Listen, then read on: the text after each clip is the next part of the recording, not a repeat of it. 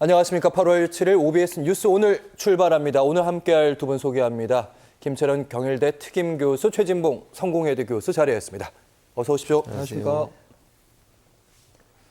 오늘 주목할 만한 뉴스 먼저 국민의힘과 민주당이 양당의 정책위의장의 만남으로 꼽아봤습니다. 두 인사가 만나기 전에 어제 한 발언들이 있는데요. 관련 발언 듣고 오시죠. 이미 발의된 민생 법안의 합의 처리가 굉장히 중요하다고 판단이 됩니다. 여야가 합의 처리할 수 있기를 기대합니다. 시급한 민생 입법에 물꼬를 트기 위한 정책위 의장 간의 논테이블을 구성하고 여야 협의를 시작합시다. 네, 민생 법안에 대해서 방점 찍었고요. 요즘처럼 이제 정책위 의장의 자리 이렇게 관심받은 때가 있었나 이런 생각 좀 드는데요. 첫 번째 질문 김철현 교수께 드리겠습니다. 자, 두 사람 간의 만남에서 어떤 점을 좀 주목해 보셨는지요? 일단은 뭐 이렇게 국민들이 바라는 모습들이요. 진정으로 바라는 모습들이 저렇게 여야가 만나서 머리를 맞대고 민생 현안에 대해서 서로 대화하고 또 타협하는 그런 거거든요. 국민들이 가장 싫어하는 게 보면은 여야가 싸우는 거거든요. 근데 보면 22대 국회가 개원을 했는데도 불구하고 지금 개원식을 못 했거든요. 하루는 어제는 특검, 오늘은 탄핵, 모레는 청문회. 그리고 대통령 어떤 필리버스터, 그다음 대통령 거부권 행사하는 그런 무한지옥이 계속적으로 반복됐거든요. 그러면서도 이제 또 세비는 1,000만 원씩 따박따박 받아가다 보니 국민들 입장에서 볼 때는 폭염과 같은 그런 짜증만 계속 났거든요. 파리 올림픽과 같은 감동을 주지를 못하고. 그런데 아마 지금 정책위 의장들이 모였기 때문에 지금 나름대로 머리를 맞댈 텐데 저는 저 만남조차도 평행선 해동이나 빈손 해동될 가능성도 있다고 봐요. 왜냐하면 국민의힘과 민주당이 바라보는 게 너무 틀리거든요. 국민의힘 같은 경우에는 지금 금융투자 소득세를 폐지한다거나 아니면은 뭐 그런 부분에 일단 방점이 좀 있고요. 네. 민주당 같은 경우에는 이재명 대표가 얘기했고 공약했던 25만 원 지원금 이런 부분에 좀 방점이 있거든요. 그러다 보니까 서로 만나도 생각보다 평행선 해동이 될 가능성이 높다. 저는 그나마 이 여야가 지금 가장 시급한 민생 현안으로 볼 때 꼭 하나 좀 해결해 줬으면 싶은 게 그래도 전세 사기 피해를 당하신 분들이 고통이 심합니다. 그래서 전세 사기 우리 피해자들 구제하는 법안.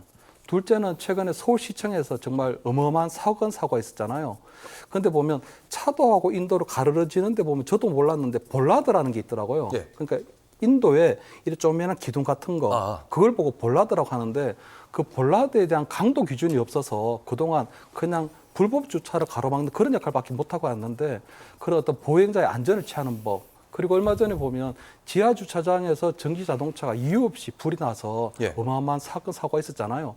그런데 보면 그동안 아파트에 어떤 전기 자동차의 충전 시설을 확충하면서 거기에 따르는 어떤 소방 시설을 의무화하는 것들은 구비가 되지 않았거든요. 그래서 그런 것들. 그래서 아무래도 지금 당장 굉장히 우리 국민들의 생명과 안전을 위협하는 그런 법안들이 있어서는 여야가 없는 만큼 그런 부분에 있어서 합의는 조금 전격적으로 좀 신속하게 이루어졌으면 좋겠다. 그런 말씀 드립니다. 네.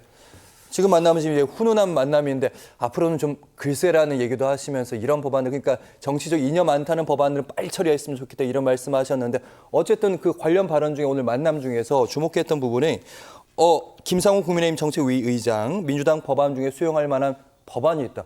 그런 법안이 있나? 혹시라도 어쨌든 높은 자리에 있는 분들 두 분이 만났으니까 뭔가 합의를 도출했나? 어떻게 되나요? 저는 그렇게 보여져요. 정책위 의장들이 그러니까 논란이 없는 법안, 여야가 함께 추진하는데 크게 이견이 없는 법안들은 좀 추진하겠다는 거예요. 예를 들면 간호법 개정안 같은 경우 이런 경우 간호사들의 처우 개선을 위해서 간호법 개정을 하자고 여야가 일정 부분 합의한 내용이거든요. 이것도 처리하는데 별 문제 없고요. 또 하나는 전세 사기 피해자 지원을 위한 특별법 있으면 요거 잘 아시는 것처럼 경기도 경인 지역에 많잖아요. 지금 전세 사기 피해자들 이분들을 구제하기 위한 법안이기 때문에 이것도 이견이 없고요. 고준위 방사성 폐기물 관리 특별법도 크게 이견이 없어요. 여야 간에. 또 하나 민법 개정안이 구하라법이라고 하는데 예를 들면 어렸을 때 양육을 책임지고 하지 않은 사람이 나중에 뭔가 좀 재산이 있으면 사망 후에 자녀나 아니면 이런 사람들의 것들을 자기들이 취하려고 하는 거예요. 뒤늦게 나타나서. 그렇죠. 그런 부분들이 구하라법이라는데 이 개정안도 지금 올라와 있는 상황이고요. 그다음에 K-칩스법이라고 그래서 이게 이제 반도체 산업 육성을 위해서 R&D 예산을 좀 더 충족하기 위해서 세금을 감면해 준 법안이거든요. 이런 법안들은 사실은 여야가 크게 이견이 없어요. 문제는 뭐냐면 국회에 열리면 이견이 있는 법안들 때문에 이것까지도 통과가 안 되는 거예요. 본회의가 무산이 되거나 뭐 나가버리고 버리거나 표결을 안 하거나, 그러니까 예를 들면 뭐 예. 특검법 예컨대 또는 뭐 민생 법안법 이런 법안들이 통과되는 과정에서 반대하고 나가버리면 합의 통과가 안 되는 거잖아요, 결국은.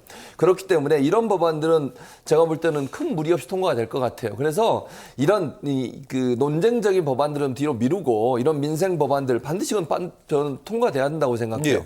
국민들의 민생을 위해서. 그래서 이런 법안들만 따로 모아서 통과시킨다고 하면 큰 문제가 없을 거라고 저는 봅니다. 늘 아까 김철웅 교수님도 말씀하셨는데 전기차 화재에 관련된 그런 법안들 이건 이제 정치색을 띠지 않는 부분이고 방금 말씀하셨던 부분 중에서도 뭐 반도체법, 민법 개정안 이런 부분도 뭐 크게 다르게 뭐 민주당이나 국민의힘이나 의견이 다르지는 않는데 늘 법안 처리할 때 이 법안부터 좀 처리를 먼저 하면 안 되나 하는 국민으로서의 답답함은 좀 있습니다. 맞습니다. 그런데 일단 보면 우리 법안을 하나 처리하게 되면요, 굉장히 이해관계자들이 굉장히 다양하게 되거든요. 그리고 한번 만들어지게 되면 그게 국민 생활 전반적으로 영향을 미치기 때문에 아무래도 여당이나 야당에서도 그 부분에서 굉장히 좀 신중한 행보를 할 수밖에 없고요.